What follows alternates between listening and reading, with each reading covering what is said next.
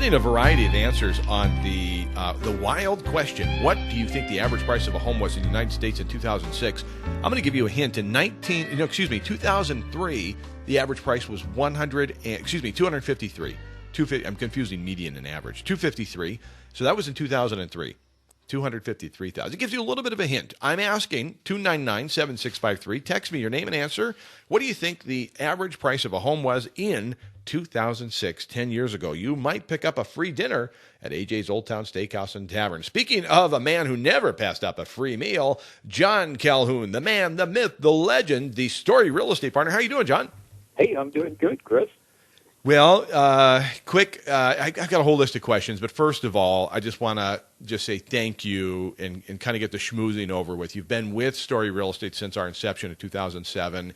While you're not here day to day anymore, you're never far from our minds, our hearts, and our attorney's mind.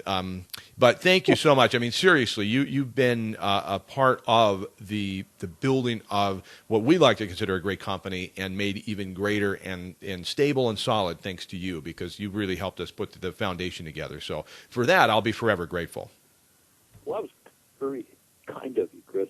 I was sort of following your energy and putting a little cement in the building blocks here and there, but you were really the spirit of the place. So thank you for having me there all those years. Schmoozing's over. You started your real estate career. Gosh, I don't want to out your age, but I mean, you this wasn't your first career. I mean, you were in your 50s, as I recall. Yeah, I was 56, I guess. What prompted the move into real estate as a career?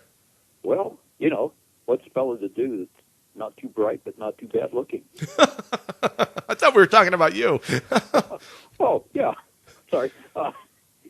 No, well, I'd worked with Herndon and Thompson here for 17 years or so, and they were closing down, and I wanted to be able to work in town.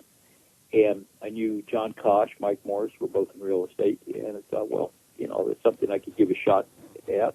My sister had sold real estate for years, and much as I was not a big fan of marketing, I thought, well, let's give it a try. And sure enough, it became a real love.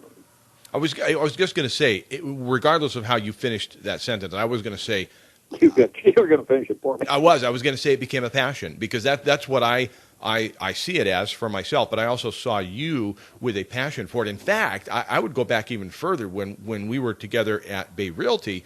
In fact, within 30 days of starting, came to you and said, I'm out. This isn't working for me. And it was about 8 o'clock in the morning, and you and I were the only ones in the office, and you talked me out of it. You said, you gave me a real pep talk and a mini motivational speech, and then you slapped me, and that helped. And but yeah, I mean, you created a sense of passion in me to a certain extent that I'm going to stick this out, and I've never regretted it. It really is a passion. You remember one time somebody called me up and said, "Hey, talk me out of getting a real estate license," and I said, "No, but you got to be passionate about it," and I think that's the secret to it, really. Well, yeah, it is. I mean, through the years, you and I have both seen people that have gotten their license, and, well, it just wasn't a thing for them. And then we see other people that they get it, it's a job, and then, lo and behold, they catch fire. Yeah.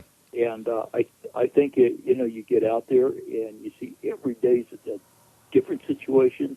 You're continually solving problems for people, and that's such a great feeling that, wow, got a chance to do that. Those people are happy. Gosh, I got paid for this. This is cool. Oh, about that. About that. Yeah, we'll talk about that later. So you built, talking with John Calhoun, by the way, Chris Story, Dave Webb here on Radio Realty, talking with John Calhoun, senior partner at Story Real Estate, and remaining a consultant. We just won't let him go. He's trying to retire, but we just won't let him go. John, you've built a lot of homes. You've remodeled homes, and I mean, to be fair, you're rebuilding and remodeling your farmstead every day now. So I'm curious, though, as you've looked at building and remodeling, what mistakes have you made that maybe stand out in your mind? Like, ooh, I learned from that. If I ever remodel another home, I won't do that again, or build maybe. Well, two things jump out right away. One of them is it's really nice if you've got an overall plan from the start, and for most people, that's not an issue where you keep spreading out with this building and that building like we do. It's an issue. It would have been nice to have a good plan from the start. The other part of it is cutting corners. I mean, at time Realty, we didn't have enough money to do this. Well, now we're going back and redoing something. It would have been better to have just done less, waited till we had more or whatever, because sooner or later it's going to bite you, and you got to go back and redo it because you didn't spend enough money the first time. So live sort of within the means of what you can do right versus, so it's quality versus quantity thing. It is, and and I understand everybody's got budget issues. Okay, well, we need a storage shed, or we need a garage, we need this, we need that, and you can only pare it down so much. But some of those things that you don't do as well as you should have in the first place, you used an inferior material or whatever, you're going to be back doing them again in 10 or 20 years, or you're going to pass it on to the next guy. Fortunate part here is we've lived here 22 years, and I think that's where we're going to be buried. So right. Nobody's going to inherit this mess except the kids. Nobody to get mad at except for who you used to be. Yeah, that's about it. Hey, well, so you were mayor of Homer, you were city council person, Kenai Peninsula Borough Assemblyman. You've seen Alaska grow and change a lot, and in a lot of different ways since the 70s when you got here. Question, where do you see Alaska and real estate, either, in kind of looking at it statewide or nationally or as local as you want, where do you see it going in the next 10 years? I don't look for a real accelerated program. I mean, I think we're gonna stay strong, but I mean, one of our key resources in this state for financially is oil, and oil's in trouble right now. I mean, everybody knows that. I don't know how soon that's going to get squared away. It could be, 1 year, it could be 5, it could be 10. But I think if I were trying to do some financial planning right now, I'd be thinking, okay, let's just pick a number out there that's sort of in the average, like about 5. But I see it's being stable. I don't see it going backwards. There's other things on the horizon. The other part of it is oil is money in the bank. I don't care how you look at it. Sooner or later, there's not enough someplace, and up it goes again. We saw that back in the late 70s.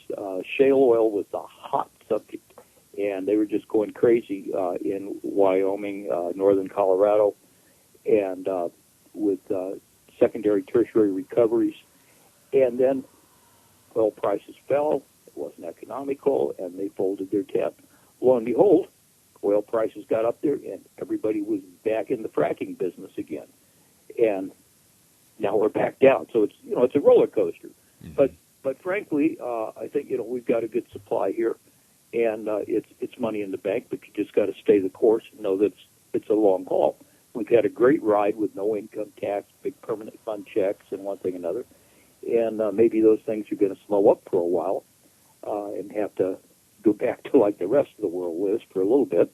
But sooner or later, I mean, it's there. And natural gas, I think, is a bound to happen issue here. And that's going to be a strong economic engine for the state. John, you'll appreciate this. Didn't mean to ignore that last sentence. That was great. I just got a text message from another realtor who is accompanying an inspector on a home inspection right now, and I'm going to read the text to you. Cats got out of the house, has claws, can't catch. Sorry. Oh, no. Oh, this could be bad because the homeowner's out of town. It looks like I'm going to be out catching a cat later. All right, John. Get one for you. What's this cat look like? Yeah, good point. We can just go down to the pound and pick up one and spray paint it. I like the way you think. See, that's why we got along so well all these years. All right, John, final question, and I've just got a minute. Keep it brief if you can. What's, in your opinion, the secret to a good negotiation? I think the secret to good negotiation is being able to form compromise. And not to compromise in the sense that, okay, well, we're going to sit here and bat this ball back and forth, but actually be able to try to read what the other person needs, what your party needs, and form that compromise. Be the one in control of it. I like that. There it is. John Calhoun. John, I'd love to invite you back. I don't know if you'd visit with me here occasionally on the program. What do you think? That sounds like a good idea, doesn't it? I think it's great, Chris. Anytime you got 15 minutes, if you want to have some senility, why, check me out. Let me tell you about retirement, bud. We got to go, John. All right, John Calhoun with Story Real Estate. We'll be back with more here on Radio Realty.